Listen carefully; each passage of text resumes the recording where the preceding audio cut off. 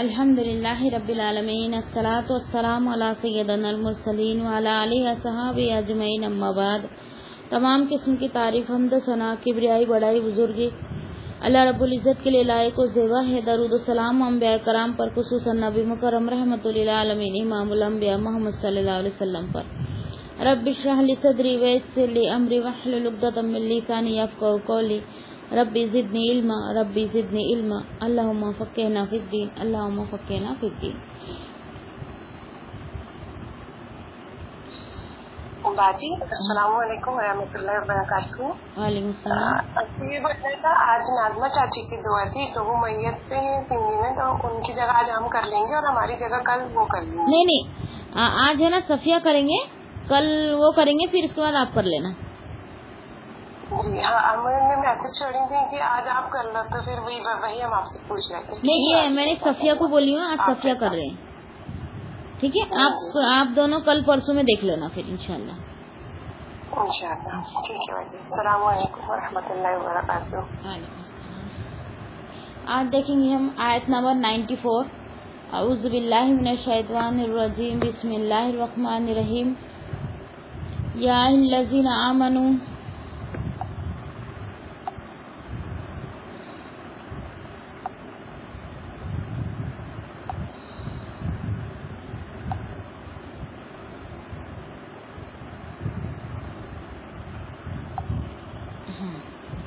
یا ایھا الذین آمنوا اذا ضربتم فی سبیل اللہ فتبینوا ولا تقولوا لمن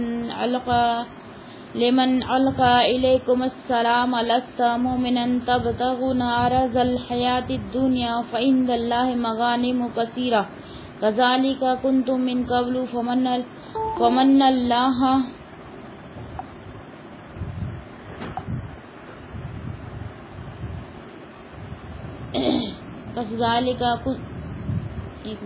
لمن القى الیکم فلمن لست مؤمنا تبتغوا عرض الحیاۃ الدنیا فعند اللہ مغانم کثیرہ کذلک کنتم من قبل فمن اللہ علیکم تبینوا ان اللہ کان بما تعملون خبیرا۔ صدق اللہ العظیم۔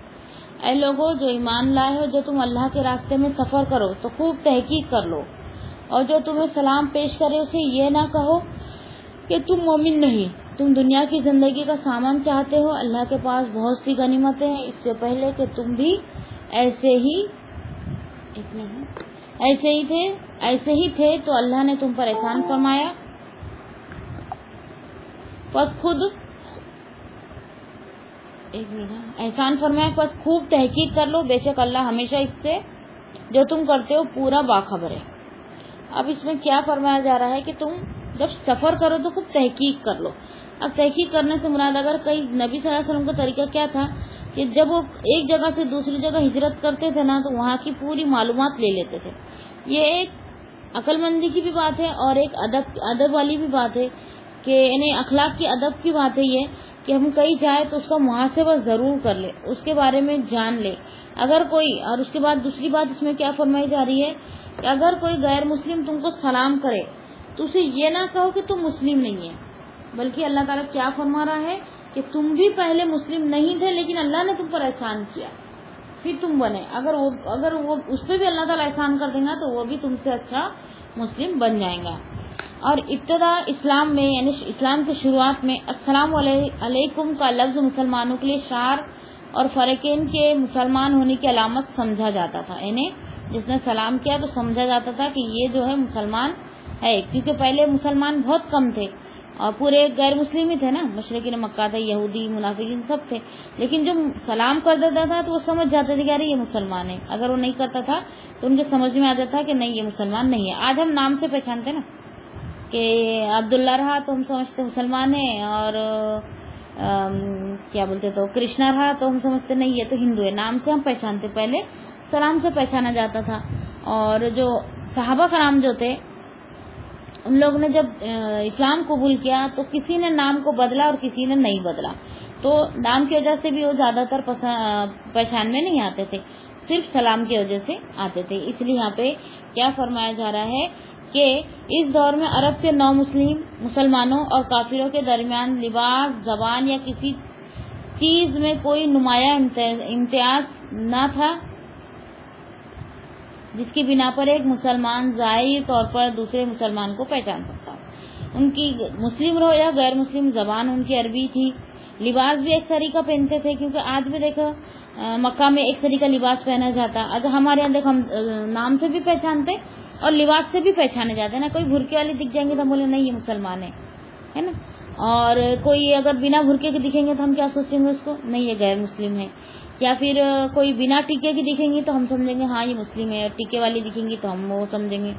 اور جو دوسرے دھرم کے رہتے جیسا کہ سکھ ہے، ان کے ہاتھ میں کڑا ہوتا ہے، یعنی کچھ نہ کچھ نشانی ہر انسان کے اندر دکھائی دیتی ہے کہ کون سے مذہب سے تعلق رکھتا ہے. تو آج ہم کو پہچاننا بہت آسان ہے، لیکن عرب میں پہچاننا بہت مشکل تھا. تو وہ لوگ صرف سلام کی وجہ سے پہچانے جاتے تھے کہ نہیں یہ مسلمان ہے کیونکہ انہوں نے سلام کیا. تو کافروں سے لڑائی کے دوران بھی یہ مسئلہ آ جاتا تھا. جس قوم پر مسلمان حملہ آور ہوتے ان میں سے کوئی شخص السلام علیکم یا لا الہ الا اللہ کہنے لگتا، جس سے مسلمانوں کو مغالطہ معلوم ہو جاتا کہ وہ حقیقتاً مسلمان نہیں ہے بلکہ محض اپنی جان بچانے کے لیے کلمہ زبان سے ادا کر رہا ہے. تو وہ اپنے اسی گمان کی بنیاد پر اسے قتل کر دیتے اور اس کا مال لوٹ لیتے، کیونکہ وہ کیا سمجھتے کہ اپنی جان بچانے کے لیے کلمہ پڑھ رہا ہے یا جان بچانے کے لیے سلام کر رہا ہے، بلکہ یہ مسلمان دلی طور پر نہیں ہے. تو اس کو قتل کر دیتے اور مار ڈالتے تھے. لیکن اس پہ نبی صلی اللہ علیہ وسلم کا کیا رائے ہے وہ دیکھیں گے ہم، کہ ایسا گمان شرعی طور پر غلط تھا. ایسا گمان شرعی طور پر غلط ہے، آج بھی غلط ہے. اگر کوئی کسی سے اگر غیر مسلم ہے، ہم کو اگر اس نے ہمارے دین کو برا کہا اور جنگ چھڑ گئی، ہم اگر مارنے کے لیے جا رہے لیکن اس نے کلمہ پڑھ لیا، اس نے سلام کر دیا، تو ہم ظاہری طور پر یقین کر لیں گے کہ یہ مسلمان ہے. اب دل کا رابطہ کس سے ہے؟ اللہ رب العزت سے. تو وہ اللہ اور اس کا معاملہ ہو جائے گا، ہمارا اس میں کوئی دخل نہیں ہوگا. اس لیے ایسا گمان رکھنا کہ یہ اپنی جان بچانے کے لیے کلمہ پڑا ہے تو اس کو چھوڑو مت، اس کو مار دو اور اس کا مال بھی لوٹ لو، تو یہ کیا ہے؟ یہ گمان بالکل بھی غلط تھا. اللہ تعالیٰ نے اس قسم کے واقعے کی پوری طرح چھان بین کا حکم دیا. اگر ایسا ہے تو پوری تحقیق کر لو. تو جب تم کو پکا یقین ہو جائے کہ یہ ایسا اور ایسا ہے تو ہی تم حملہ کرو، ورنہ نہ کرو. اور دوسرا ایک تھا جنگ کی ایک ادب یہ بھی تھا کہ جب وہ کسی بستی پر حملہ کرنے کے لیے جاتے تھے، کسی شہر میں حملہ کرنے کے لیے جاتے تھے، وہاں دیکھتے تھے کہ اذان کی آواز آ رہی ہے کیا. اگر کہیں سے اذان کی آواز آتی تھی تو وہ تھوڑا سا رک جاتے تھے کہ یہاں پہ مسلمان موجود ہے یا پورے کے پورے مسلمان ہے. اور ایک دوسرا طریقہ یہ تھا جب آمنے سامنے جو سینیکیں ہوتی تھی، ایک فوج ادھر دوسری فوج ادھر، تو اس میں کیسے پہچانے جائے کہ اس میں مسلمان ہے یا نہیں، یہ صحیح میں ہم سے لڑنے آئے یا نہیں، یہ کیسے وہ جانچتے تھے؟ کہ وہ کیا کرتے تھے؟ اذان بولتے تھے، زور سے اذان دیتے تھے. اگر سامنے سے اذان کی آواز، اذان کے جواب میں اذان ہی آ گئی تو وہ سمجھ جاتے تھے یہ مسلمان ہے اور اس پہ حملہ نہیں کرتے تھے. اگر اذان کی آواز نہیں آئی تو 3 بار اذان دیتے تھے تاکہ آواز آ جائے. تو آواز نہیں آتی تھی تو وہ کیا کرتے تھے؟ پھر حملہ بول دیتے تھے، پھر دھاوا بول دیتے تھے. تو اس طریقے کے ادب اللہ تعالیٰ نے ان کو سکھا رہا ہے. جب تک پوری تحقیق نہ ہو جائے کسی پر حملہ مت کرو، کیونکہ اس کے پہلے کی آیت میں ہم پڑھ چکے ہیں کہ اگر خون جو مرڈر ہے اگر غلطی سے بھی ہو جائے تو اس کا کفارہ ہم کو ادا کرنا ہے. جان بوجھ کے کریں گے تو اس کا تو جہنم ہی ہے، ڈائریکٹ وہی دے جہنم کے، کیونکہ وہ بڑا گناہ ہے. لیکن اگر جان بوجھ کے بھی ہو جائے، خطائے قتل بھی ہو جائے، تو بھی اس کا ہم کو معاوضہ یا کفارہ بھرنا ہے. اسی لیے پوری جانچ پڑتال کرنے کا یہاں پہ حکم دیا جا رہا ہے. دیکھو ہم مسلمان ہیں اور اسلام میں داخل ہے تو کتنی باریکی ہو رہی ہے. اندھا دھند نہیں چل رہا اسلام بہت باریکی سے اور بہت ہی چوکنا رہتے ہوئے اور ہر بات کی تحقیق کرتے ہوئے اور صحیح بات کا فیصلہ لیتے ہوئے دین اسلام جو چل رہا ہے. اسی لیے غیر مسلم بھی گواہی دیتے کہ سب دینوں میں سب سے اچھا دین اسلام ہے اور سب لوگوں میں سب سے برے جو ہے مسلمان ہے. کیونکہ مسلمان کا کیا رویہ ہے کہ وہ اپنے عمل کو برباد کر دیا. علم تو بہت آگے الحمدللہ، جہاں کہیں وہاں قرآن پڑھا جا رہا ہے، نمازیں پڑھی جا رہی ہے، ذکر اللہ کی کیا جا رہا ہے، لیکن جو ان کے عمل ہے وہ پورے ان کے اپوز جا رہے ہیں. قرآن کے اپوز میں وہ اپنا عمل کر رہے. تو صحابہ کرام جو تھے جب وہ ایمان لائے تھے تو ان کے قول، فعل اور عمل سے جھلکتا تھا کہ وہ مسلمان ہیں. کہ وہ مسلمان ہیں. ان کو دیکھ کر ان کو بولنا بھی نہیں پڑتا تھا. اگر وہ بولتے تھے تو بہت سارے لوگ ایمان لاتے تھے, لیکن کئی کئی جگہ وہ نہیں بھی بولتے تھے. صرف ان کے چال ڈھال, ان کی ایمانداری, ان کی اچھائی, ان کی شرافت کو دیکھ کے کتنے لوگ اسلام کو پسند کرتے تھے اور اسلام میں داخل ہوتے تھے. تو ویسا ہی رویہ ہم کو بنانا ہے کہ ہمارے چال ڈھال رویے میں, ہر ایک چیز میں, قول فعل عمل میں ہمارا جو ہے مسلم یا مومنات, ہم مومن جو عمل ہے مومنوں کا, وہ ہمارے عمل میں بھی جھلکنا چاہیے. زبان سے تو کوئی بول دے گا میں مسلمان ہوں, میں سچ بولتا ہوں, میں بہت ایماندار ہوں وغیرہ وغیرہ, اپنے بارے میں جو بھی وہ تعریف کرنا چاہتا ہے کر دیتا ہے, لیکن اس چیز پر قائم رہنا بہت بڑی بات ہے. تو جب اس کے اوپر جب دین پر ہم قائم ہوں گے, اس پر چل کے دکھائیں گے تو ہی ہمارا عمل قبول ہوگا, ورنہ زبان سے کہنے سے اللہ کے پاس قبول نہیں ہوتا. زبانی دعویٰ اللہ کے پاس نہیں چلیں گا. دیکھو ہمارے گھر میں بھی تو زبانی دعویٰ نہیں چلیں گا نا. ہم کہیں گے نہیں آج ہے نا ہم بہت آج روزے سے سب ہمیں نا آج ایک میٹھے کی یا کوئی ایکسٹرا آئٹم بنائیں گے, ہے نا, ایسا بولیں گے ہم, سب خوش ہو جائیں گے. ہاں یہ آج ہے نا ایکسٹرا آئٹم بنانے والے ہیں, کھانے کے لیے تو سب شوقین ہوتے ہیں الحمدللہ, روزے میں تو اور زیادہ, تو سب خوش ہو جائیں گے. ہم لے لیں گے مالا اور جپیں گے کہ ہم نے ایک نیا آئٹم بنانا, ہمیں ایک نیا آئٹم بنانا, ایسی مالا جپتے رہیں گے اور بنائیں گے کچھ بھی نہیں. تو کیا ہمارے گھر والے ہم سے خوش ہوں گے؟ ہم نے بولیں گے ہم نے تو 1 لاکھ بار بولے, لیکن گھر والے کیا بولیں گے, تم نے کیے نہیں, بولنے سے کیا ہو رہا ہے, وہ ایکسپٹ ہی نہیں کریں گے تمہاری بات کو جب تک تم بنا کے ان کے سامنے نہیں رکھ دیتے. ویسے ہی اللہ کا معاملہ ہے, ہم اللہ کا ذکر جو بولتے ہیں وہ تو کرنا ہی ہے, اس میں کوئی منع نہیں ہے, لیکن جیسے قرآن میں ہم پڑھتے ہیں, جو آیت ہمارے سامنے آتی ہے, جو برائیاں ہم کو اس کے اندر دکھتی ہے, تو ہم اپنے آپ کو چیک کرتے رہنا ہے, اچھائی ہمارے اندر ڈالتے رہنا ہے, اور جو بھی بات ہمارے سامنے آتی ہے اور ہم کو اس کا علم ہے تو اس پہ ہم کو عمل کرنا ہی کرنا ہے.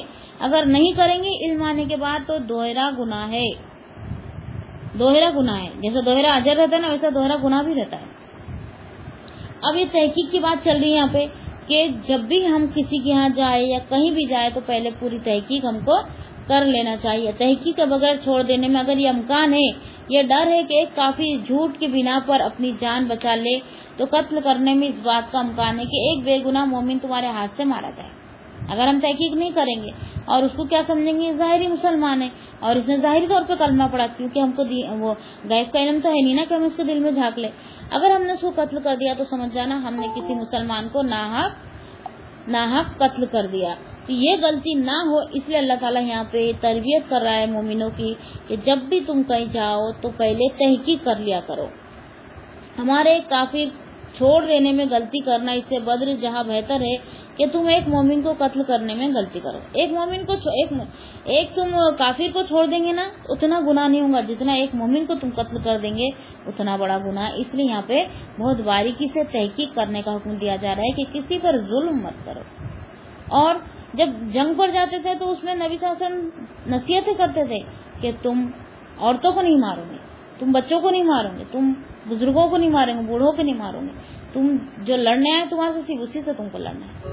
اور اس کے اپوز میں جو وہ رہتے تھے مشرکین مکہ یا جو بھی دشمن ان کے سامنے جو لڑنے آتے تھے, وہ کیا کرتے تھے, عورتوں کو مار ڈالتے تھے, بچوں کو مارتے تھے, بوڑھوں کو مارتے تھے, درخت کاٹ دیتے تھے, یعنی بہت سارا نقصان کرتے تھے, کھانے پینے کی چیزیں خراب کر دیتے تھے, آگ لگا دیتے تھے, بہت ساری چیزیں وہ نقصان کرتے تھے, کیونکہ ان کے اندر جو تھا یعنی انتقام کی آگ بھڑکتی تھی خود کے لیے.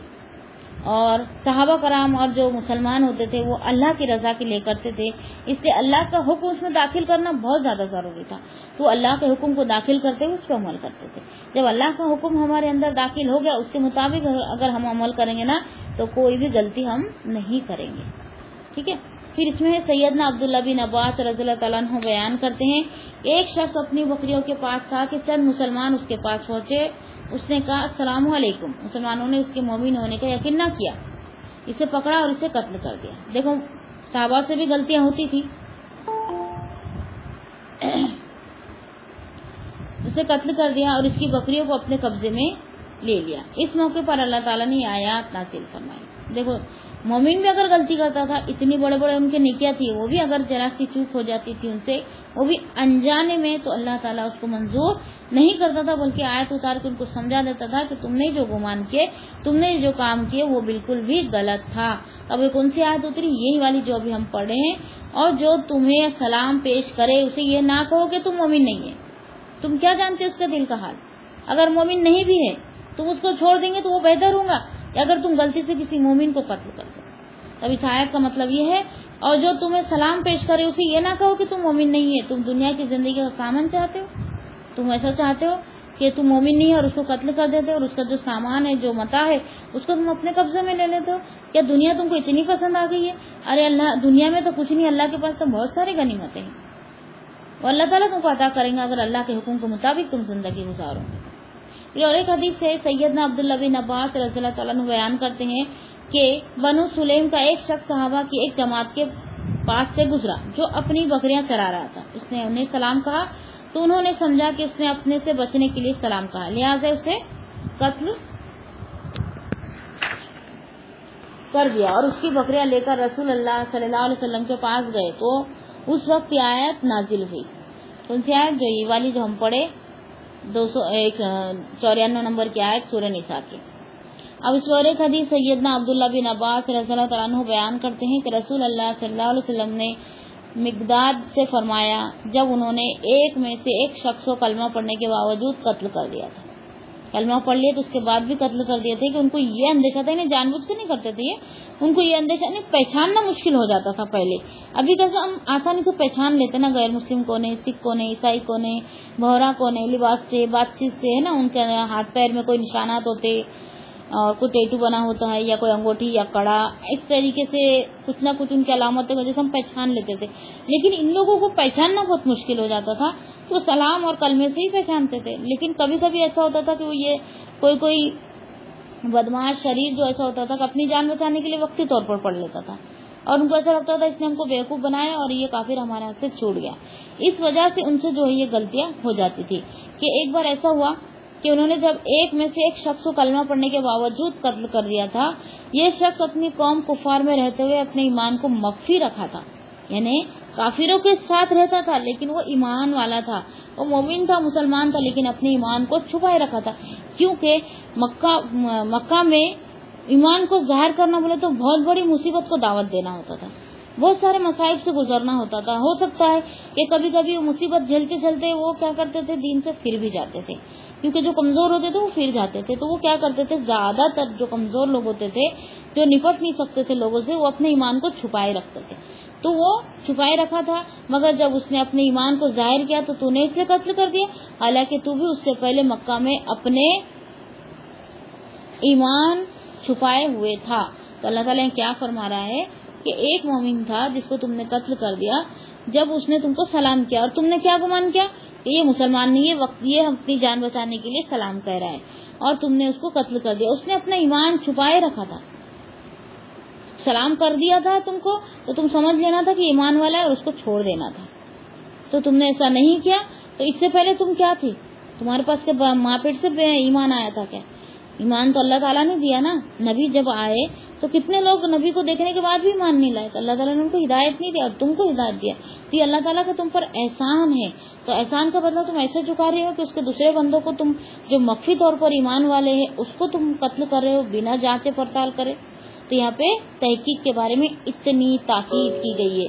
دیکھو اور ایک دو حدیث میں آپ کے سامنے، قرآن کی دو دلیل آ رہی ہے آگے کی انشاءاللہ، ایک حدیث آ رہی ہے میں آپ کے سامنے رکھ دیتی ہوں کہ جائزہ لینا اور تحقیق کرنے کے بارے میں کتنا زور دیا گیا ہے کہ تمہارے سے بھول چوک میں بھی کوئی گناہ نہ ہو جائے، اور مرڈر تو بھول میں بھی ہو گیا تو تم کو اس کا کفارہ بھرنا ہی بھرنا ہے، ٹھیک ہے، یعنی دیت دینا ہے یا خون کے بدلے خون کرنا ہے یا پھر مال دے کر باہم صلح کرانا ہے، اور دوسرا کیا ہے کہ اور کیا ہے قتل کے بارے میں کل پڑھے تھے نا، اور میرے ذہن سے بھی آتے آتے میرے دماغ سے نکل گیا۔ ایک تو دیت ہے، دوسرا خون کا بدلہ خون ہے، ہاں، اور لگاتار اگر کوئی غریب ہے، دیت بھی نہیں دے سکتا اور مرڈر بھی نہیں کر سکتا، دونوں باتوں سے کمزور ہے، تو اس کے لیے 2 ماہ کے مسلسل روزے رکھیں۔ تو یہ کیا ہے، تمہارے سے جو بڑا گناہ ہوا اس کو دنیا میں اگر معافی چاہتے ہو تو یہ سب تم کو کرنا ہوگا. اس لیے تم ایسے غلطیاں مت کرو, کیونکہ یہ کرنا تمہارے لیے آسان نہیں ہے, بہت مشکل ہے, یہ تم کر نہیں سکتے, لیکن اگر تم سے ہو جائے تو کرنا پڑے گا. لیکن ایسی غلطی مت کرو کہ تم کو اتنی بڑی سزا ملے. اب کنٹینیو 2 مہینے کے روزے رکھنا بھی کوئی آسان بات نہیں ہے. دیکھو ایک رمضان 1 مہینہ ہوتا ہے سال بھر میں, اس کے روزے رکھنا ہمارے پہ کتنا گرا گزرتے نا, کنٹینیو 1 مہینہ ہے نا. انہیں ہم رکھ تو لیتے خوشی خوشی, سب کر لیتے الحمدللہ, وہ بات نہیں ہے, لیکن تھوڑا ہم کمزور پڑ جاتے ہیں, کہیں نہ کہیں ہم بیمار پڑ جاتے ہیں نا. تو اب 2 مہینے کے روزے کیسے رکھیں گے؟ تو یہ ایک سزا ہے کہ انسان دوبارہ وہ غلطی نہ کرے, اور دوسرا دیکھے تو وہ بھی اس سے ڈرے کہ ایسا کروں گا تو یہ مجھے سزا بھگتنی پڑیں گی. پھر اس میں ہے یعنی اللہ کے پاس بہت سی غنیمتیں جو بالکل جائز طریقے سے تمہیں ملنے والی ہے. تم دنیا کی متاع کے پیچھے کیوں پڑے ہو؟ اللہ کے پاس تو بہت ساری نعمتیں. تو بس جائز غنیمتوں کے طلبگار رہو, کسی کے مال پر ناجائز طریقے سے قبضہ کرنے کا خیال بھی دل میں نہ لاؤ. اب آگے اللہ تعالیٰ نے نہ لاؤ, اور تو نے اپنا وعدہ پورا کر دیا اور بہت سی غنیمتیں مومنوں کو عطا فرما دی. تو اللہ تعالیٰ نے فرمایا سورہ فتح آیت نمبر 18 اور 19 میں, بسم اللہ الرحمن الرحیم, لقد رضی اللہ عن المؤمنین یبایعونک تحت الشجرۃ فعلم ما فی قلوبہم فانزل السکینۃ علیہم واصابہم فتحا قریبا ومغانم کثیرۃ تأخذوہ وکان اللہ عزیزا حکیما. صدق اللہ. بلا شبہ یقیناً اللہ ایمان والوں سے راضی ہوگا جب وہ اس درخت کے نیچے تجھ سے بیعت کر رہے تھے. میں نے سنائی تھی کل فتح مکہ کے بارے میں, یہ فتح مکہ کے بارے میں نہیں, صلح حدیبیہ کے بارے میں سنائی تھی میں نے آپ کو, سرسری طور پر سنائی تھی. جب ہمارے سورہ فتح چلیں گا تو بہت ڈیٹیل میں ہم اس میں جائیں گے انشاءاللہ. ابھی سمجھنے کے لیے اگر میں وہ بحث میں پڑ گئی تو مین ٹاپک سے میں ہٹ جاؤں گی, کیونکہ وقت ہو جائے گا. اس لیے میں نے سرسری طور پر آپ کو بیعت کے بارے میں سمجھائی تھی کہ بیعت جو لی گئی تھی صلح حدیبیہ کے موقع پر تو کیوں لی گئی تھی. تو وہی بات اس میں بتائی جا رہی ہے سورہ فتح آیت نمبر 18 اور 19 میں کہ بلا شبہ یقیناً اللہ ایمان والوں سے راضی ہوگا جب وہ اس درخت کے نیچے تجھ سے بیعت کر رہے تھے. تو اس نے جان لیا جو ان کے دلوں میں تھا, بس ان پر سکینت نازل کر دی اور بدلے میں قریب فتح عطا فرما دی, اور بہت سی غنیمتیں جنہیں وہ حاصل کریں گے, اور اللہ ہمیشہ سے سب پر غالب اور کمال حکمت والا ہے.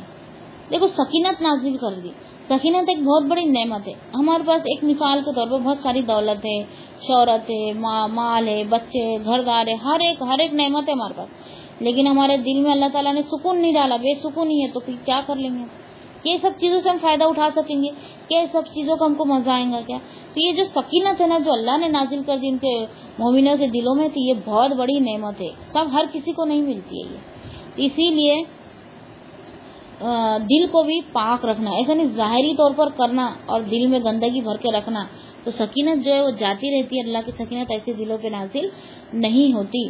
تو اس میں ایک قریب کی فتح عطا فرمائی, اور بنا جنگ کے وہ فتح ان کو ملی تھی صلح حدیبیہ کے موقع پر, اور بہت سی نعمتیں جنہیں وہ حاصل کریں گے. اللہ ہمیشہ سے سب پر غالب اور کمال حکمت والا ہے. یعنی جب بھی آگے بھی اگر وہ کوئی نعمت حاصل کریں گے تو اللہ تعالیٰ ان کا ساتھ دیں گے, اور اللہ تعالیٰ کو کوئی ہرا نہیں سکتا. اللہ تعالیٰ سب پر غالب ہے اور کمال حکمت والا. حکمت والا مطلب ہر ایک کام کو ایک اندازے سے کرتا ہے, یعنی جہاں جو کرنا ہے وہی کرتا ہے. کہیں بھی کچھ بھی ہم کیسے کرتے ہیں نا, کبھی کبھی دیکھو ہم بات کرتے ہیں نا تو جہاں کبھی کبھی ایسا ہوتا ہے کہ کہیں کچھ بولنا تو دوسرے ہی کچھ بول دیتے ہیں, ہے نا, پھر کیا ہوتا ہے فتنہ پھیل جاتا ہے. کہیں کچھ کام کرنا تو اور کچھ کر لیتے ہیں. تو ایسی غلطی ہمارے سے ہوتی رہتی ہے, لیکن اللہ اس سب چیزوں سے پاک ہے.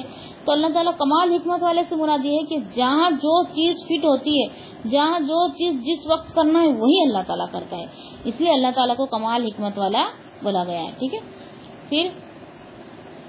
پھر اللہ تعالیٰ نے سورہ فتح, یہاں پہ سورہ فتح آیت نمبر 18 اور 19 پڑھی میں نے, اور دوسری جگہ ہے سورہ فتح آیت نمبر 20 اور 21 میں اللہ تعالیٰ نے فرمایا وعدکم اللہ مغانم کثیرا تأخذونها فعجل لکم هذه کف ایدی الناس ولتکون آیاتا للمؤمنین ویهدیکم صراطا مستقیما واخرى لم تقدروا علیہ قد احاط اللہ بما کان اللہ علی شیء قدیر.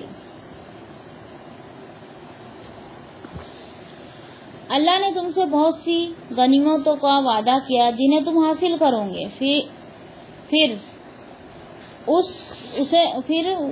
اس نے تمہیں یہ جلدی پھر وہ تمہیں جلد عطا کر دے گا, اور لوگوں کے ہاتھ تم سے روک دیے، اور تاکہ ایمان والوں کے لیے نشانی بنے اور وہ تمہیں سیدھے راستے پر چلائے، اور کئی غنیمتوں کا بھی جن پر تم قادر نہیں ہوئے، یقیناً اللہ نے اس کا ارادہ کر رکھا ہے، اور اللہ ہمیشہ سے ہر چیز پر پوری طرح قادر ہے۔ اللہ ہر چیز پر قادر ہے۔ اگر تم نہیں لڑو گے اللہ کی طرف سے اور اللہ کی عبادت نہیں بھی کرو گے تو اللہ کو کچھ فرق نہیں پڑنے والا۔ اور جو دشمن اسلام کو مٹانے آ رہے، اللہ تعالیٰ ایک طوفان بھیج کے ان کو مٹا سکتا، لیکن یہ مومنوں کی آزمائش تھی کہ جب تمہارے دین کو ڈھاننے کے لیے کوئی آئے گا تو تم کیا کرو گے؟ کیا ہاتھ پہ ہاتھ رکھ کر بیٹھو گے کہ اٹھ کر لڑوں گے اللہ کی رضا کے لیے، اپنی جان کو اللہ کے راہ میں پیش کر دوں گے؟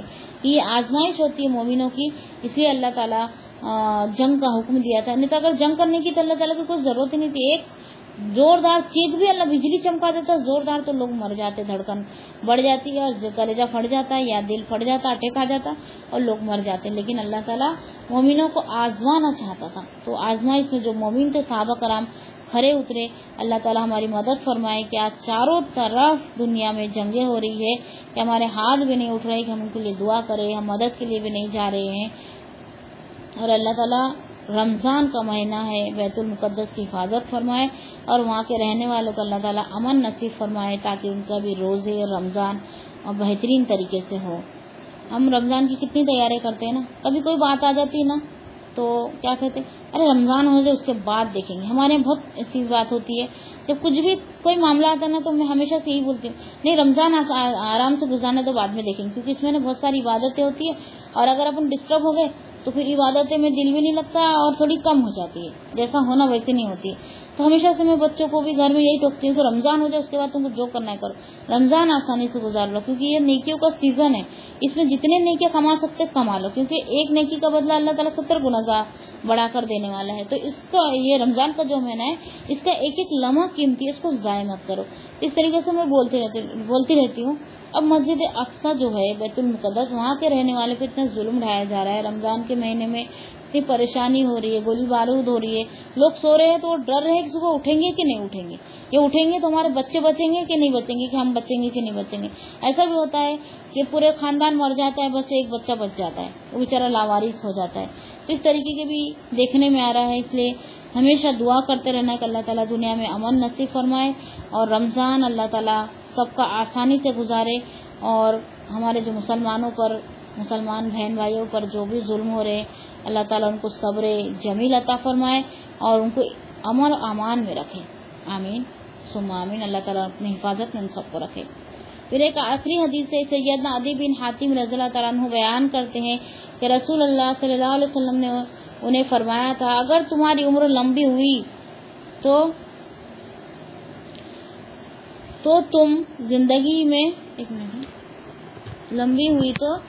تمہیں زندگی میں کثرت کے خزانے فتح کیے جائیں گے۔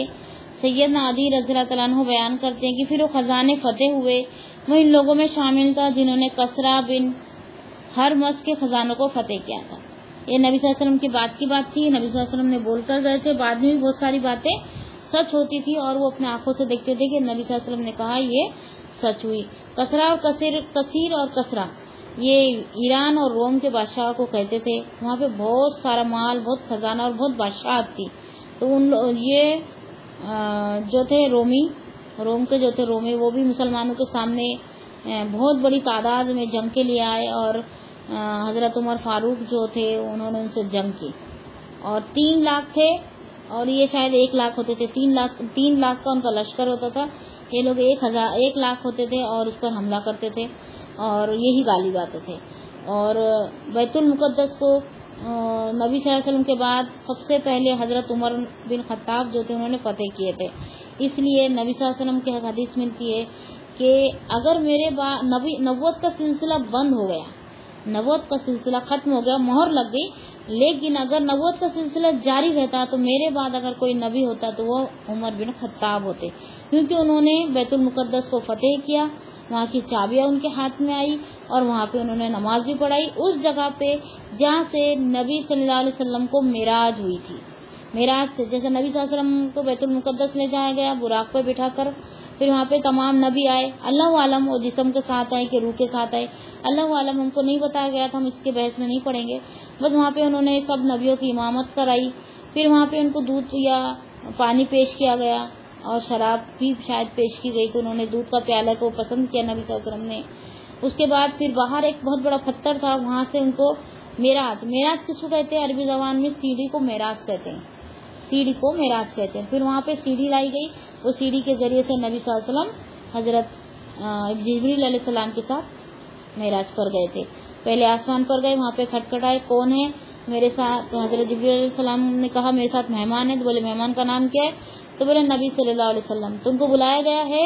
تو بولے ہاں۔ تو پھر دروازہ کھولا گیا، ایسے 7 آسمان تک ہوا۔ پھر تو آپ کو پتہ ہی ہے معراج کا واقعہ سب کو پتہ ہے کہ ہر آسمان پر نبی ملے اور کیا کیا واقعات ہوئے۔ جب معراج کے بارے میں آئیں گے انشاءاللہ، معراج کے بارے میں ہے بنی اسرائیل میں 15 پارے میں انشاءاللہ، جب اس کے بحث میں اور اس کی ڈیٹیل میں انشاءاللہ جائیں گے، ٹھیک ہے۔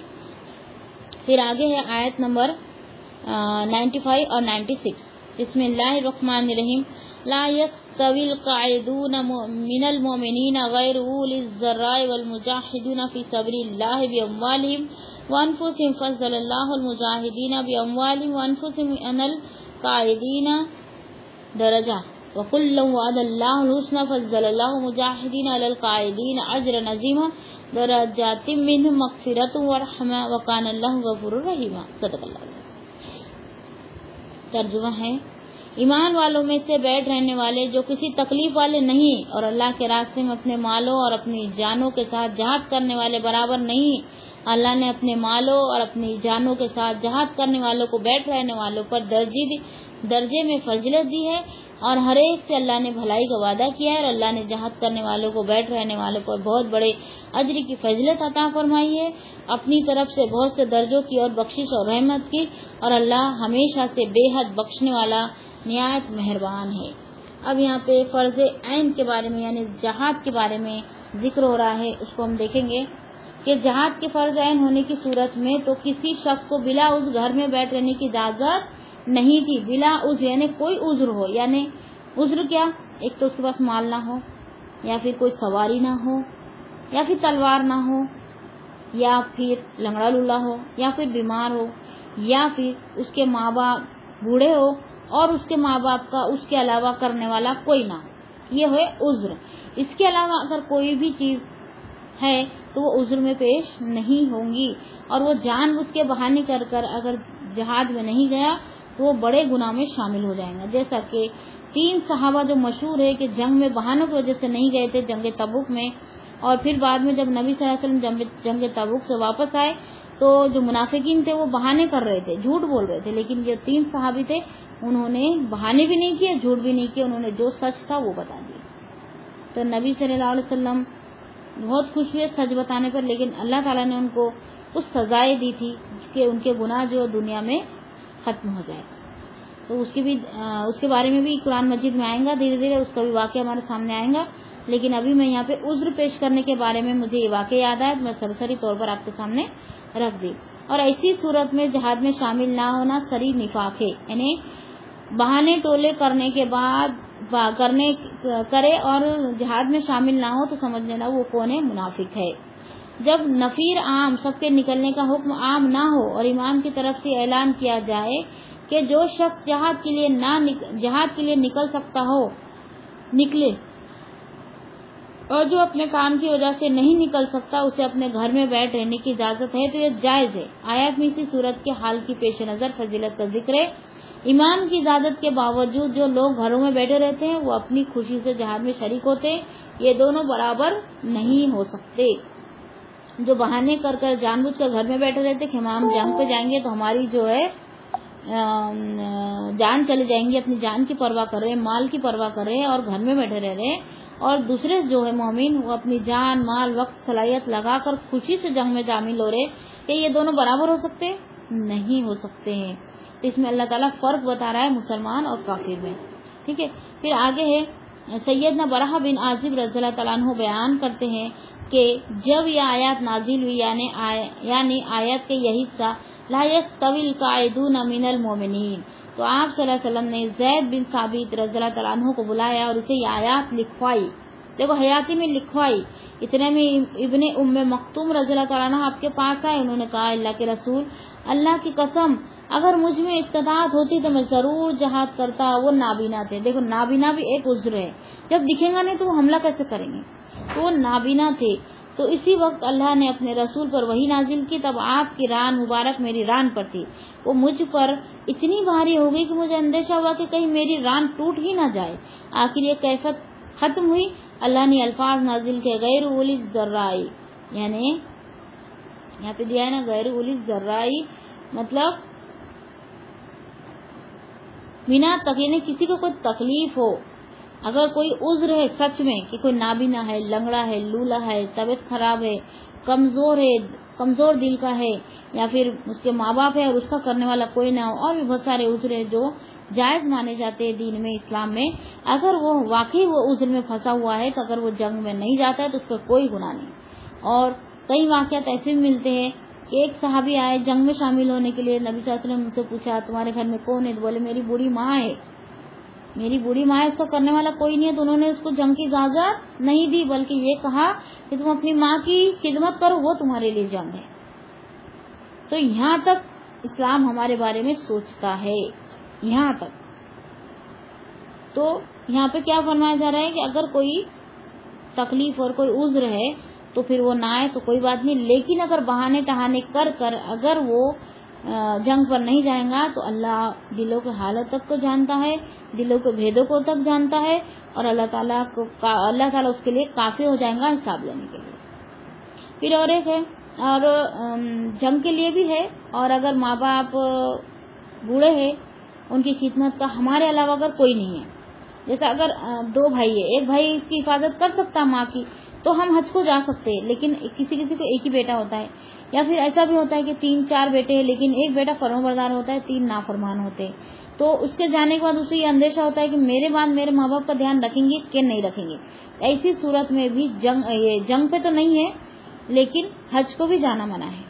اگر تمہارے گھر میں کوئی ماں باپ اگر خدمت والے معذور ہے اس کی خدمت کے لیے اور کوئی نہیں ہے تو پھر تم حج کے لیے بھی نہیں جا سکتے. لیکن اگر انتظام کر سکتے ہوں گے ان کا کہ کوئی ایسے بھلے رشتہ دار ہے کہ وہاں پیسہ دے کر ان کی حفاظت کے لیے رکھ دے اور پھر جائے تو بھی ٹھیک ہے, یا پھر دوسرے بھائی کو منا لے تو بھی ٹھیک ہے, یعنی کچھ نہ کچھ انتظام کرے تو ٹھیک ہے. اگر انتظام میں شک ہے کہ ہمارے جانے کے بعد یہ ان کے ساتھ کچھ غلط کر سکتے تو پھر جائز نہیں ہے. ٹھیک ہے, یہ ہوتی حکمت سے کام کرنا پڑے گا. کوئی بھی چیز کا فیصلہ لینا ہے تو حکمت اس میں شامل حال ہونی چاہیے.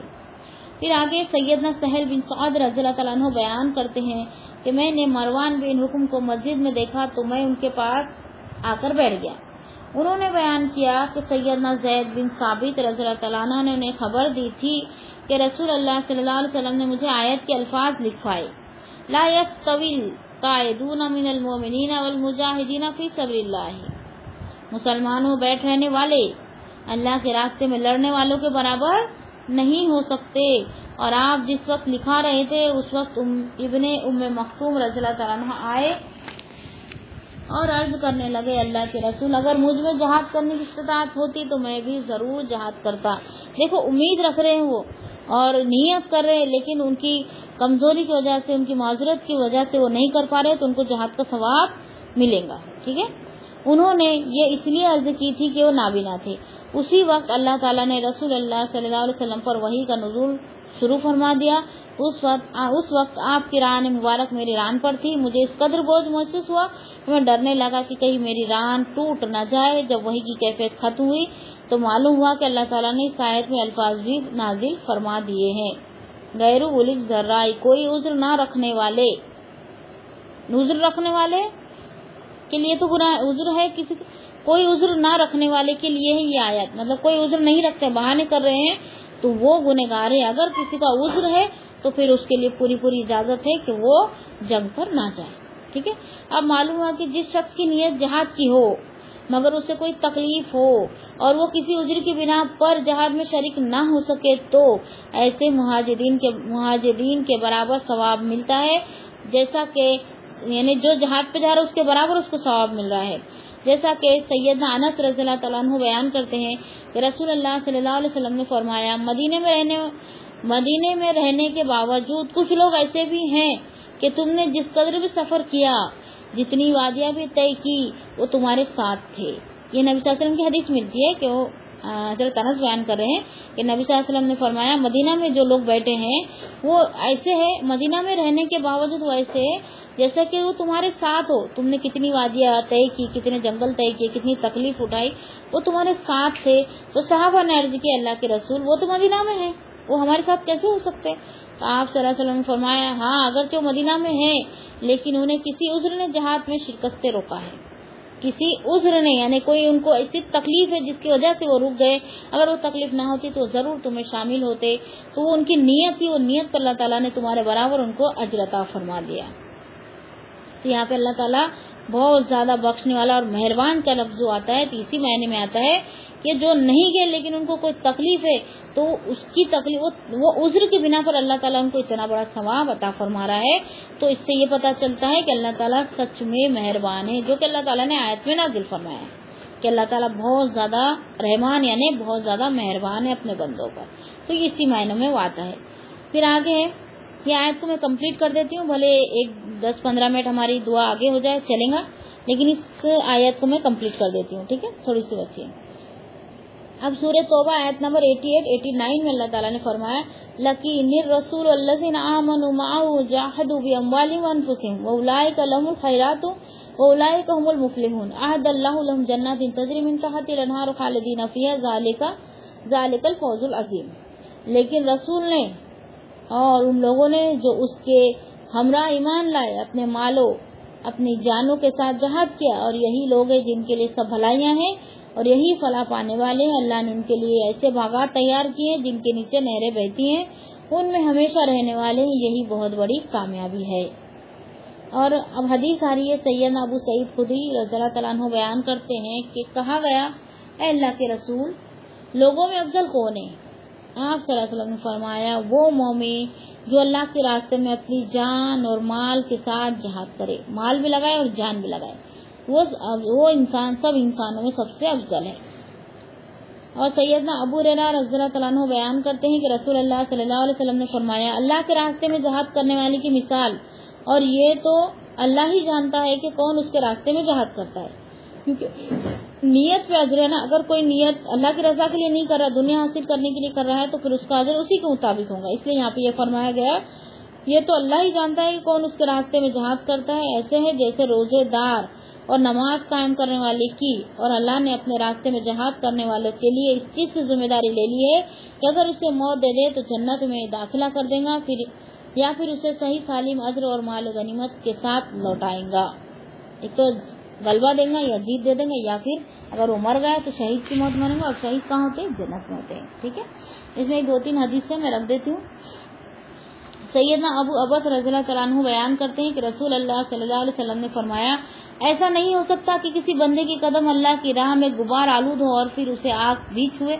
गुबार आलूद मतलब जंग में जाने के लिए पैदल रहते हैं, सफर में देखो थोड़े से हम डस्ट वगैरह लगने की वजह से हम थोड़े मैले हो जाते हैं, तो मैले भी अल्लाह की राह में वो मैला भी हो रहा है और उसको जहन्नम की आग भी छुएंगी, ऐसा नहीं हो सकता है, ये हदीस बोल रही है। ठीक है, अब है वकुल्लु वअदल्लाहुल हुस्ना, यानी जान और माल से जहाद करने वालों को जो फजीलत हासिल होंगी, जहाद में हिस्सा ना लेने वाले इससे महरूम रहेंगे। अल्लाह ताला ने दोनों के साथ ही भलाई का वादा किया है। इससे उलमा ने इस्तेदलाल किया है कि आम हालात में जहाद के लिए निकलना फर्ज ऐन नहीं है, फर्ज किफाया है। आम हालात में यानी अगर बकत जरूरत आदमी जहाज में हिस्सा ले ले तो इस इलाके के दूसरे लोगों की तरफ से भी ये फर्ज अदा शुदा समझा जाएगा, लेकिन अगर बकदर जरूरत ना निकले तो तमाम गुनहगार होंगे। यानी ये उलमा का बयान है, ये हदीस नहीं है, उलमा का बयान है, इसलिए हम इस पे इतना यकीन नहीं कर सकते कि जंग पे निकलना फर्ज ऐन नहीं बल्कि फर्ज किफाया है। फर्ज ऐन मतलब करेंगे तो नेकियां मिलेंगी, अगर नहीं करेंगे तो बड़ा गुनाह होगा। और फर्ज किफाया का मतलब ये होता है कि हमारे तरफ से कोई एक भी कर ले तो वो सबके लिए सबकी तरफ से हो जाएगा। जैसा कि एतकाफ भी किफाया है ना, तो ये एक अगर कोई मोहल्ले में कर लेगा तो पूरे मोहल्ले की तरफ से हो जाएगा। तो वैसा ही ये कहा जा रहा है, लेकिन मेरे को इस पर सर्च करना पड़ेगा कि सच में ये है कि नहीं, क्योंकि जहाँ तक मैंने देखी हूँ जंग जो है फर्ज ऐन है। ठीक है, फिर आगे है फज़लल्लाहुल मुजाहिदीना علی القاعدین اجرا عظیما۔ اور سیدنا ابو ہریرہ رضی اللہ تعالیٰ عنہ بیان کرتے ہیں کہ رسول اللہ صلی اللہ علیہ وسلم نے فرمایا، جو شخص اللہ اور اس کے رسول پر ایمان لائے، کا نماز قائم کرے اور رمضان کے روزے رکھے تو اللہ پر حق ہے کہ اسے جنت میں داخل کرے، وہ اللہ کے راستے میں جہاد کرے یا اپنی زمین پہ جہاں وہ پیدا ہوا تھا بیٹھا رہے۔ لوگوں نے کہا اللہ کے رسول، کیا ہم لوگوں کو یہ خوشخبری نہ سنا دے؟ آپ صلی اللہ علیہ وسلم نے فرمایا، جنت میں 100 درجے ہیں جو اللہ نے اپنے راستے میں جہاد کرنے والوں کے لیے تیار کیے ہیں۔ ہر 2 درجوں کے درمیان اتنی مسافت ہے جتنی آسمان اور زمین کے درمیان ہے، یعنی اتنا فاصلہ ہے جو آسمان اور زمین کے درمیان ہے۔ اور جنت میں 100 درجے ہے، سب اپنے اپنے عمل کے حساب سے اس درجے میں داخل ہوں گے۔ جو زیادہ کریں گا وہ اونچے درجے میں جائیں گا، جو کم کریں گا وہ کم میں۔ تو جنت میں جانے کے بعد انسان کو ایک افسوس یہ رہے گا کہ میں بھی اگر اللہ کے دین پر زیادہ چلتا، اللہ کا ذکر زیادہ کرتا، زیادہ عمل کرتا تو میں بھی بلند درجے میں شامل ہو جاتا، میں کم درجے میں شامل ہوا۔ کیوں؟ کیونکہ میں نے دنیا میں بے فکری کی اور کوتاہی کی زندگی گزاری، یہ اسے افسوس رہے گا۔ ٹھیک ہے، وآخر دعوانا الحمدللہ رب العالمین۔ اب میں صفیہ انجم کو بلاؤں گی دعا کے لیے۔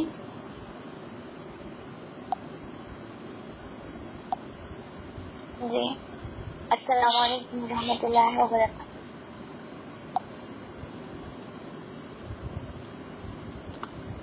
میری آواز آ رہی ہے کیا؟ ہاں الحمدللہ۔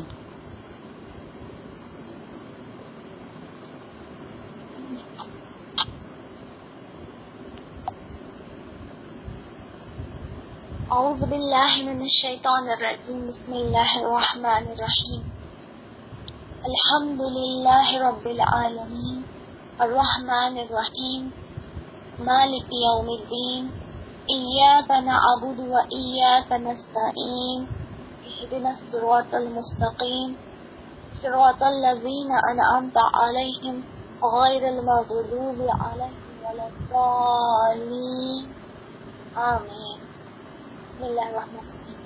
اللہم صلی علی محمد وعلی آل محمد كما صليت على إبراهيم وعلى آل إبراهيم إنك حميد مجيد، اللهم بارك على محمد وعلى آل محمد كما باركت على إبراهيم وعلى آل إبراهيم إنك حميد مجيد، رب اجعلني مقيم الصلاة ومن ذريتي ربنا وتقبل دعاء، ربنا اغفر لي وللوالدي وللمؤمنين رب زدنی علما، رب زدنی علما، رب زدنی علما۔ اللہم فقہنا فی الدین، اللہم فقہنا فی الدین، اللہم فقہنا فی الدین۔ یا مقلب القلوب ثبت قلبی علی دینک، یا مقلب القلوب ثبت قلبی علی دینک، یا مقلب القلوب ثبت قلبی علی دینک۔ یا اللہ، ہم یہاں پر درس قرآن کے لیے اکٹھا ہوئے ہیں سارے، یا میرے اللہ، ہماری جو نیتیں ہیں قرآن سیکھنے کی، سمجھنے کی اور اس پر عمل کرنے کی، یا اللہ اس کو قبول فرما۔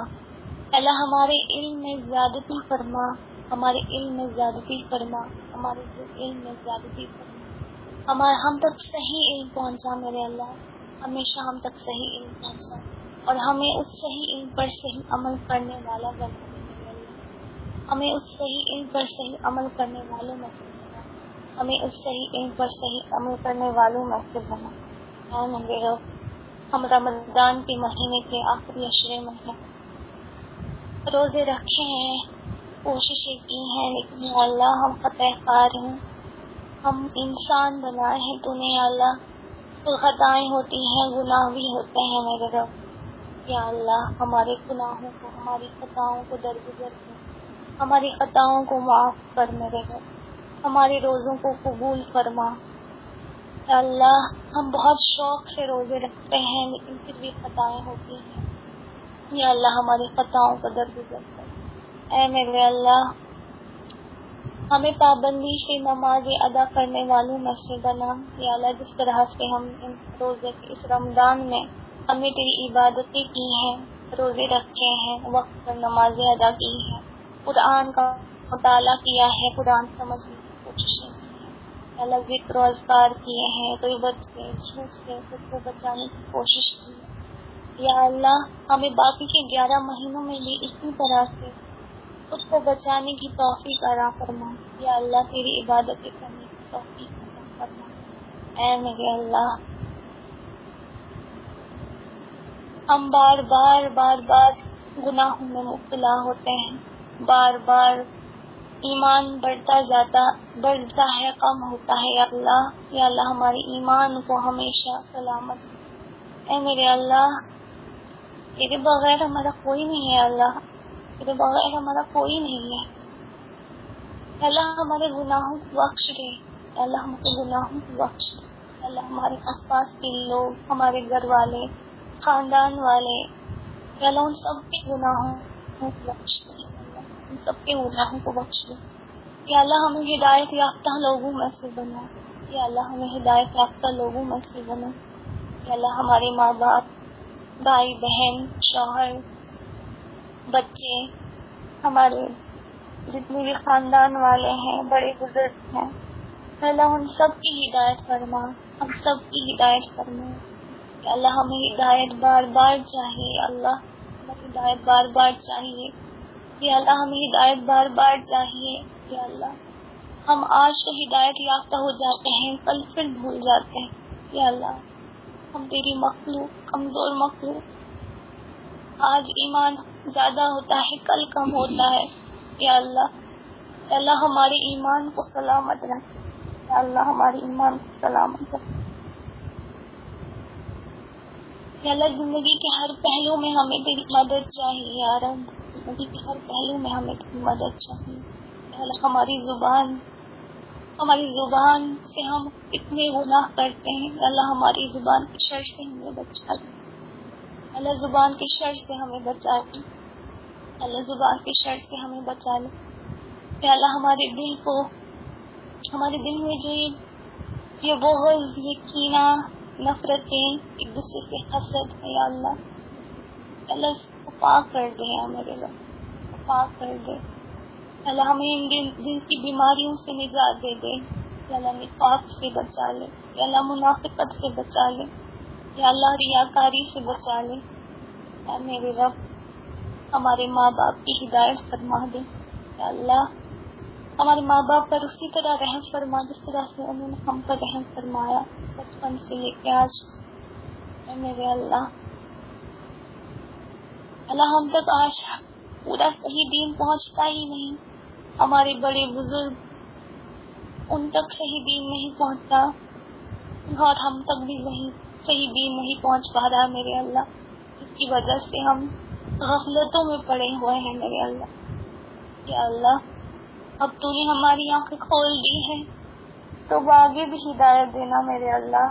یا اللہ اور ہمارے بڑے بزرگوں کو بھی ہدایت دے، اللہ ان کی کوتاہیوں کو بخش دے۔ یا اللہ ہمارے اپنے ہی ہمارے دشمن ہو گئے ہیں، ہمارے خاندان والے، ہمارے آس پڑوس کے لوگ وہ صحیح سمجھتے ہی نہیں۔ یا اللہ ہم ان کو دین کی دعوت دیتے ہیں، وہ سمجھتے ہی نہیں، وہ ہمیں بھی جہنم کی آگ میں لے جانا چاہتے ہیں، خود بھی جانا چاہتے ہیں۔ یا اللہ ہم پھنسے ہوئے ہیں، ہمیں کشمکش سے نکال میرے اللہ۔ یا اللہ تیرے بغیر کوئی نہیں ہے، کوئی نہیں ہے ہمیں بچانے والا۔ یا اللہ آگ سے ڈر لگتا ہے، یا اللہ آگ سے ڈر لگتا ہے، قبر کے عذاب سے ڈر لگتا ہے۔ یا اللہ ہمیں قبر کے عذاب سے بچانا، یا اللہ ہمیں آگ سے بچانا۔ یا اللہ ہم بہت کوششیں کرتے ہیں، لیکن ہم دلی کمزور مخلوق، ہم سے خطائیں ہو ہی جاتی ہیں، اور آس پاس کے لوگ ہمیں صحیح راستے پہ رہنے بھی نہیں دیتے میرے اللہ۔ ہم چاہتے نہ چاہتے ہوئے پھر بھی گناہ کر بیٹھتے ہیں میرے رب۔ یا اللہ ہم سب کی ہدایت فرما دے، ہماری بھی ہدایت فرما دے، بار بار ہدایت فرما دے۔ اللہ زندگی کی آخری سانس تک ہمیں تیری مدد چاہیے، اللہ ہمیں ہدایت کی ضرورت ہے میرے رب۔ اللہ شیطان ہمیں بھٹکاتا ہے، ہمارا اپنا نفس بھی ہم خود پر ظلم کرنے والے لوگ ہیں اللہ، ہم اپنے گناہوں سے خود پر ظلم کرتے ہیں اے اللہ، خود کو آگ میں لے جانے کی تیاری کرتے ہیں ہم لوگ، یا اللہ ہمیں بچا لے، ہمیں بچا لے یا اللہ۔ جتنے بھی یہاں پر سن رہے ہیں اس مجلس میں ہیں کہ اللہ ہم سب کے گناہوں کو بخش دے، ہم سب کو ہدایت دے دے، ہم سب کی پریشانیوں کو دور فرما، ہم سب کے گھر والوں کی ہدایت فرما، ہم سب کو جنت میں اعلیٰ مقام عطا کر یا اللہ۔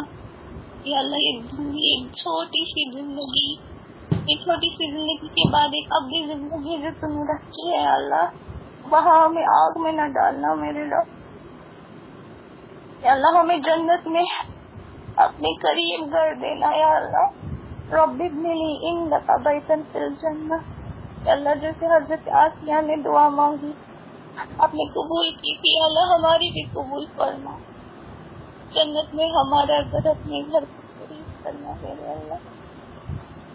یا اللہ ہمیں رسول اللہ صلی اللہ علیہ وسلم کی قربت نصیب کرنا میرے رب، یا اللہ ہمیں اپنا دیدار نصیب کرنا، یا اللہ دنیا نہیں چاہیے ہمیں، یا اللہ دنیا نہیں چاہیے، آخرت دے دے، اب بھی زندگی ہمیشہ کی جو زندگی ہے وہاں جنت دے دے یا اللہ، ہمیں جنت دے دے یا اللہ، ہم تجھ سے تیری جنت کا سوال کرتے ہیں یا اللہ۔ یا اللہ ہمارے دلوں میں رسول اللہ صلی اللہ علیہ وسلم کی محبت بھر، صرف وہی ہے جو آخرت میں ہمارے کام آئیں گے، وہی ہماری سفارش کرے، وہی سفارشی بن کے آئیں گے، اپنے ماں باپ اولاد شوہر کوئی کام نہیں آئے گا جب وہ کام آئیں گے یا اللہ۔ ہمارے دلوں میں ان کا احترام، ان کی محبت بھر دے، ان کے بارے میں سیکھنے کا، سمجھنے کا، ان کی سیرت کو پڑھنے کی توفیق عطا کر دے یا اللہ، زیادہ سے زیادہ علم عطا کر ہمیں یا اللہ۔ یا اللہ ہمارے نبی صلی اللہ علیہ وسلم اور ان کی آل پر برکت نازل فرما، رحمت نازل فرما، جس طرح سے تو نے حضرت ابراہیم علیہ السلام پر برکت نازل فرمائی اور ان پر رحمت نازل فرمائی یا اللہ۔ یا اللہ دنیا کے کونے کونے میں مسلمانوں پر ظلم ہوتے ہیں یا اللہ، ہر مسلمان کو اس ظلم سے نجات دے دے کہ اللہ مسلمانوں کو فاتحہ بنا دے یا اللہ، جس طرح سے پہلے رسول اللہ صلی اللہ علیہ وسلم کے وقت میں اور اس کے بعد صحابہ کرام کے وقت میں جو مسلمانوں کی شان تھی یا اللہ اسے لوٹا دے، اسے لوٹا دے یا اللہ، اسے لوٹا دے یا اللہ۔ دجالیت کا دور آنے والا ہے، دجال کا دور آنے والا ہے یا اللہ۔ یا اللہ ہم کیسے بچ پائیں گے، ہمارے یہاں اتنی بدعتیں ہیں، کیسے بچ پائیں گے ہماری نیکسٹ جنریشن یا اللہ، اگر ہم ہوں گے یا ہماری آنے والی پیڑھی ہوگی، ان کو بچا لینا یا اللہ، ان کو بچا لینا، ان کو بچا لینا یا اللہ۔ تیرے بغیر ہمارا کوئی نہیں ہے، کوئی نہیں ہے ہمارا یارو، تو ہمیں نہیں بچائے گا تو کہاں جائیں گے یا اللہ، تو ہماری فریاد بھی سن کے کہاں جائیں گے میرے اللہ۔ کوئی نہیں ہے تیرے بغیر، ہمارے اپنے بھی ہمارے اپنے نہیں، ہمارے اپنے بھی ہمارے دین کی دشمن بنے گئے یا اللہ، لا علمی کی وجہ سے وہ ہمارے دشمن بنے گئے۔ اللہ ہماری مدد فرما کہ اللہ ہم کے بھی دینوں کو کھول دے، اس میں قرآن کی سمجھ اور قرآن بڑھ جائے یا اللہ۔ یا اللہ ہماری زبان کے شر سے ہمیں بچانے دے گا، ہمارے دل کو پاک کر دے، ہماری آنکھوں کو پاک کر دے یا اللہ، ہم صحیح سنے صحیح بولے یا اللہ، حدیثوں پر چلنے والا بنا، سنت رسول ہمیں سنت رسول پر چلنے والوں میں سے بنا یا اللہ۔ اللہ ہم سب کو کھانے کا دیدار عطا کر یا اللہ، ہم سب کو کھانے کا دیدار عطا کر، حج کرنے کی توفیق عطا دے یا اللہ جس کسی کی بھی مالی تنگی ہے اس کو دور فرما میرے اللہ، مالی تنگی ہے دور فرما دے یا اللہ، جس کی فراوانی عطا کر، حلال اور حرام میں تمیز عطا کر یا اللہ۔ اب تو حرام اور حلال میں تمیز کرنا ہی بھول گئے یا اللہ، حرام میں بڑا مزہ آتا ہے ہمیں یا اللہ۔ جنت کا راستہ تو نے بہت مشکل بنایا ہے اللہ، جنت میں جانے کا راستہ بہت مشکل بنایا ہے، ہمارے لیے آسان کر دیا اللہ، ہمارے لیے اس پر چلنا آسان کر دیا یا اللہ۔ جہنم کا راستہ تو نے بہت آسان بنایا ہے یا اللہ، ہمیں اس پر چلنا مشکل کر دے یا اللہ۔ جہنم کا جو راستہ ہے ہم وہاں نہ جائیں یا اللہ۔ یا اللہ قبر کے عذاب سے بچانا یا اللہ، قبر کے عذاب سے بچانا یا میرے اللہ ہماری اولادوں کو صالح، اللہ ہمیں نیک اولاد، نیک اور صالحین اولاد عطا کر یا اللہ، جس کی آلریڈی ہیں اولادیں یا اللہ ان کی بھی نیک اور اولاد نیک بن جائیں، صالحین نکلے یا اللہ، اور ہماری اولادیں ہمارے لیے صدقائے جاریہ بن جائیں یا اللہ۔ یا اللہ جس کی شادی ابھی نہیں ہوئی ہے اس کو نیک شوہر عطا ہو، ایسا شوہر عطا ہو جیسے حضرت آدم علیہ السلام ملے حضرت حوا یا اللہ، جیسے حضرت محمد صلی اللہ علیہ وسلم ملے حضرت خدیجہ رضی اللہ تعالیٰ عنہ، جیسے حضرت علی رضی اللہ عنہ ملے حضرت فاطمہ کو، ان میں جیسے محبت تھی، جیسی دینداری تھی، ہمیں بھی ایسا ہی شوہر ملے یا اللہ۔ یا اللہ جو بیمار ہے ان کو شفا عطا دے، ان کو شفا عطا دے یا اللہ۔ جو نہیں سمجھتے دین ان کو دین کی سمجھ دے دے یا اللہ۔ یا اللہ تو نے ہم پہ بہت کرم کیے ہیں، ہم تو اندھیروں میں تھے یا اللہ، تو نے ہمیں روشنی کی طرف لایا ہے۔ کروڑوں دنیا میں لوگ ہیں اللہ، سب وہ لوگ اتنے دین اتنے الگ الگ مذاہب بنائے، لیکن تو نے پھر بھی ہمیں مسلمان گھروں میں پیدا کیا اور اب دین کی سمجھ بھی دے رہے ہیں اللہ، اسے شکر ادا۔ کون ہے جو تیرے بغیر ہمیں ان اندھیروں سے نکالتا یا اللہ؟ ہمارے اپنوں نے تو ہمیں اندھیروں میں دھکیل دیا تھا، صحیح دین تو ہم تک آیا ہی نہیں یار، تو نے ہمیں نکالا، تو نے ہمیں اندھیروں سے نکالا یا اللہ، اور واپس نہ جانے دینا اللہ، ہمیں پھر سے اندھیروں میں نہ جانے دینا یا اللہ۔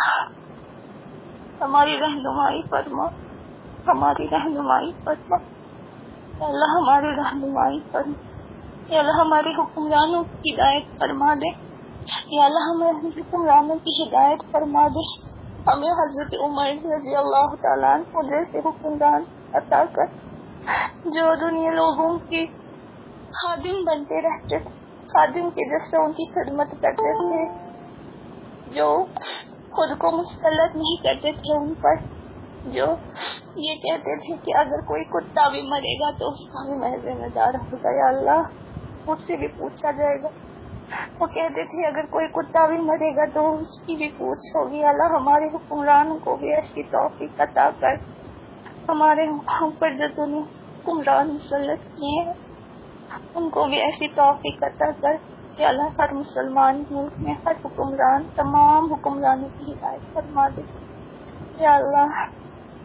یا اللہ سعودی عربیہ کے حکمرانوں کی ہدایت فرما دے یا اللہ، وہ شہر مقدس اور پاک، وہاں پہ گناہ ہو رہے ہیں یا اللہ، وہاں پہ گناہ اب عام ہو رہے ہیں یا اللہ، اس کو مقدس ہی رکھ میرے اللہ، اس کو مقدس رکھ، وہاں کے حکمرانوں کی ہدایت فرما دے یا اللہ۔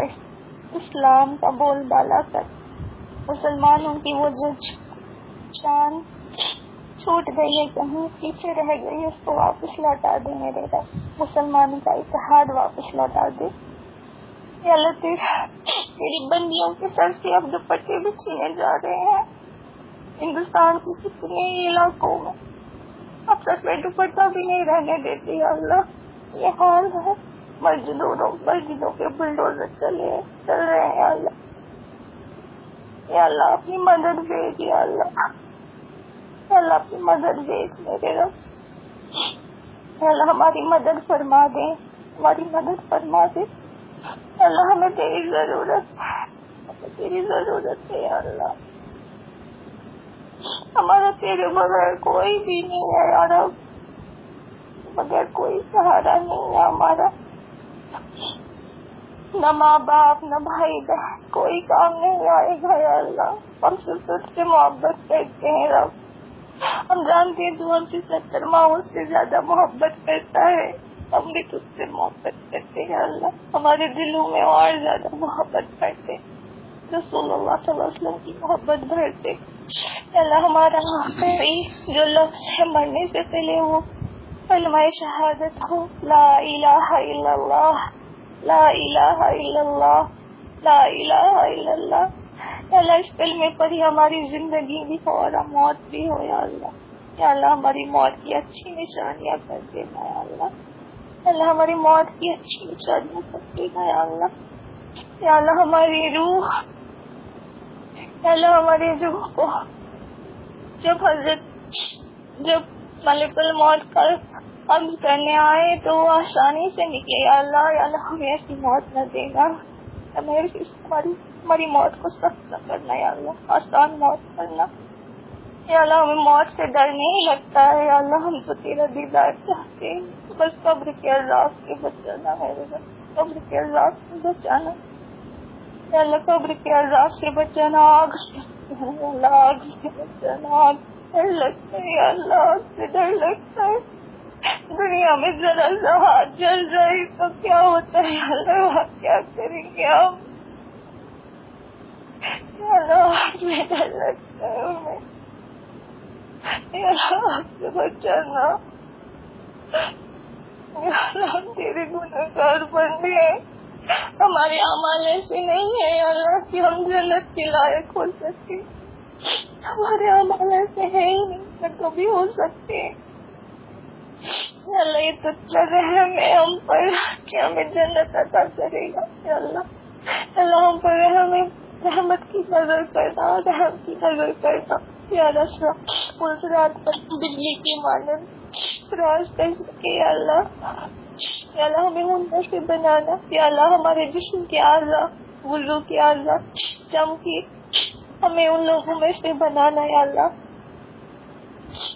رسول اللہ صلی اللہ علیہ وسلم ہماری شفائی کی، ہمارے دلوں میں سے محبت ہے، یہ کافی ہے کہ ہم ان سے محبت کریں، جب کوئی کام نہیں آئے گا، النفسی ہوگا، تب وہ کام آئیں گے، تب وہ ہماری بارش کرے یا اللہ، ہماری زندگی میں ہم محبت کریں یا اللہ، ہمیں دیندار، باحیا، با اخلاق کرنا، ہماری اخلاق بھی اتنے ہی اعلیٰ کر جتنے ہمارے نبی کی تھے صلی اللہ علیہ وسلم یا اللہ، ہمیں ہمارے نبی کے نقش قدم پر چلنے والا بنا یا اللہ، ہمیں حضرت فاطمہ جیسی حیا دے، جب موت بھی آئی ان کو تو انہوں نے کہا مجھے رات کے اندھیرے میں دفن کرنا 4 لوگوں میں اور کسی کو نہ بتانا، کتنی حیادار، ہمیں بھی ویسا ہی بنا یا اللہ، ہمیں بھی ویسا ہی بنا یا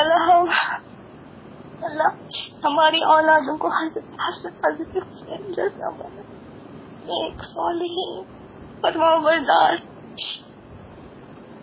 یا اللہ، ہمارے ماں باپ کی ہدایت فرما یا اللہ، ماں باپ کی ہدایت فرما یا اللہ، ماں باپ ہمارے ہر کسی کی دین پر نہیں ہے یا اللہ، ہمارے خاندان والے دین پر نہیں ہے یا اللہ، ہم ان کو روکتے ہیں، سمجھاتے ہیں، وہ نہیں سمجھتے یا اللہ، وہ خود کو آگ میں ڈالنے کی تیاری کر رہے ہیں یا اللہ، ان کو بچا لے، ہماری مدد فرما کہ ہم ان کو دین پہنچائیں یا اللہ، تو نے ہمیں چن لیا ہے دین کی سمجھ، دین کا علم دینا یا اللہ، ہم پر ذمہ داری ہے کہ ہم دوسروں تک پہنچائیں، ہم پر وہ ذمہ داری پوری کر سکے، ہمیں توفیق عطا کر یا اللہ، ہمیں تبلیغ کرنے والوں میں سے بنا، دین کی بات پہنچانے والوں میں سے بنا یا اللہ، جو دین ہمیں وراثت میں ملی، ہمارے نبی نے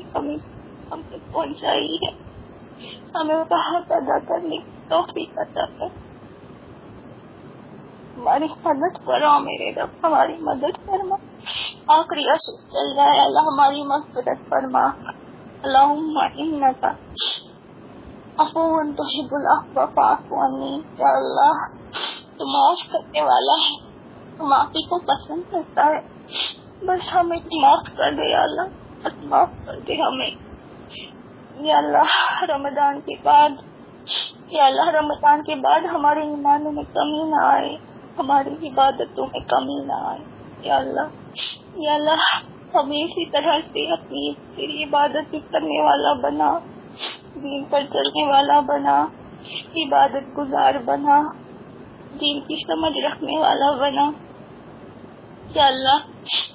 یا اللہ تم نے کہا ہے کہ تم میں سے بہترین وہ لوگ ہیں جو قرآن سیکھیں اور سکھائیں۔ یا اللہ ہمیں بہترین بنا دے، یا اللہ ہمیں بہترین بنا دے۔ اللہ ہمیں دنیا کا بہترین نہیں بننا، ہمیں آخرت کا بہترین بننا ہے یا اللہ۔ ہمیں وہ بہترین بننا ہے جسے تو بہترین بننا۔ یا اللہ دنیا کا بہترین نہیں بننا، ہمیں تیری نظر میں بہترین بننا ہے یا اللہ۔ یا اللہ ہمارے دلوں سے رغبت دنیا کی نکال دے میرے اللہ۔ یا اللہ اس دنیا کی رغبت ہمارے دلوں سے نکال دے یا اللہ، آخرت کی محبت ڈال دے یا اللہ، جنت کی آرزو ڈال دے یا اللہ، جنت کی آرزو ڈال دے، ہمیں جنتیوں میں سے بنا یا اللہ۔ وہ زندگی جو کبھی ختم نہیں ہو، وہ آگ میں اگر جائیں گے تو کیا ہوگا ہمارا، ہمارے ماں باپ، ہمارے بھائی بہن، بچے، شوہر کی آنگن والے، ان سے کیسے دیکھیں گے آگ میں جلتے ہوئے کسی کو؟ یہاں پہ دنیا میں ذرا سا کسی کو تکلیف ہوتی ہے تو ہمیں تکلیف ہوتی ہے، ہمارے ماں باپ کو تکلیف ہوتی ہے تو ہمیں ہوتی ہے۔ ہاں کیسے برداشت کریں گے اللہ؟ اللہ ہم سب کو جنت میں اکٹھا کر، ہم سب کو جنت میں ایک ساتھ رکھ یا اللہ۔ ہماری اصل زندگی تو وہی ہے، اصل ساتھ تو وہی ہے نا یا اللہ، ہمیں وہاں کا ابدی ساتھ دے دیتا یا اللہ۔ یا اللہ ہمارے جو بڑے بزرگ ہمارے گھر میں سے، خاندان میں سے، کہیں پر بھی جو لوگ اس دنیا سے چلے گئے ہیں یا اللہ، یا اللہ ان کی مغفرت فرما، ان کی قبروں کو پرنور کشادہ بنا دے، ان کو بے حساب یا اللہ حساب کتاب کو بغیر ان کو جنت میں داخل کر، جنت میں اعلیٰ مقام عطا کر دے یا اللہ۔ ہمارے جتنے بھی بڑے بڑے اسکالر، عالم، جتنے بھی لوگ جنہوں نے ہم تک دین پہنچایا اور دنیا سے چلے گئے، ان سب کی مغفرت فرما، جنت میں اعلیٰ مقام عطا کر ان سب کا۔ اللہ ہمارے غیر مسلمان بھائی بہن، ان کی ہدایت فرما دے، ان کی ہدایت فرما دے یا اللہ۔ کتنے غیر مسلمان بھائی بہن ہیں جو ہم سے بھی اچھے ہیں، ان کے اخلاق ہم سے اچھے ہیں، ان کی نیتیں ہم سے اچھی ہیں، وہ جھوٹ نہیں بولتے، وہ تیرے لیے وہ اچھے کام کرتے ہیں دنیا میں، لیکن یا اللہ بس ایمان کی کمی ہے یا اللہ، ان کو ایمان دے دے اللہ۔ مجھے بہت تکلیف ہوتی ہے ان کو دیکھ کر، وہ ہم سے بھی اچھے ہوتے ہیں یا اللہ۔ تو نے ہم پہ احسان کیا ہے کہ ہمیں مسلمان گھروں میں پیدا کیا، دین دیا یا اللہ، ان پر بھی احسان کر دے، ان تک دین پہنچا دے یا اللہ۔ یا اللہ ان کو محروم نہ رکھ یا اللہ، یا اللہ ان کو بھی دین، ان تک بھی دین پہنچا یا اللہ۔ جو لوگ چلے گئے ہیں، انتقال کر گئے، ان کی مغفرت فرما دے۔ کسی کے دادا دادی، نانا دادی، شوہر یا بیوی، اولاد یا کوئی بھی خاندان ہے، محلے میں کہیں پر سب کی مغفرت فرما، کوئی نور قبر کر دے، زیادہ قبر کر دے یا اللہ۔ اللہ کیا کیا مانگیں گے یا اللہ، تو دلوں کا حال جانتا ہے میرے رب۔ اللہ ہمیں تو ہر ذرے ذرے میں تیری مدد چاہیے یا اللہ۔ ہمارے الفاظ ساتھ نہیں دے رہے، شاید مجھے یاد بھی نہیں آ رہا کچھ چیزیں، تو دلوں کا حال جانتا ہے۔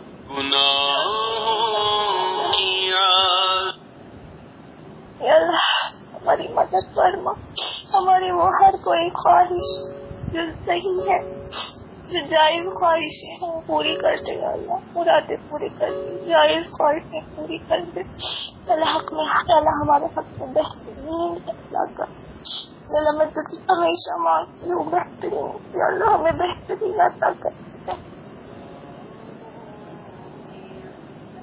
ساتھی بہترین اولادیں،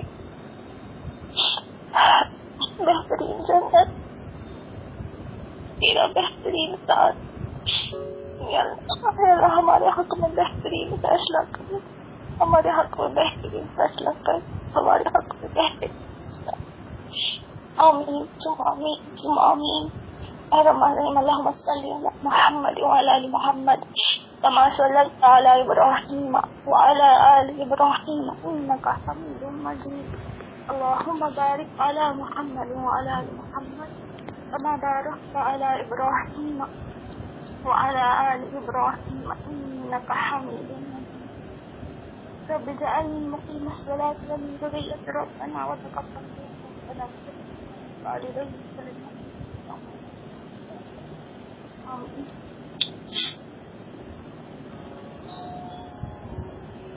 دیکھ کون آیا؟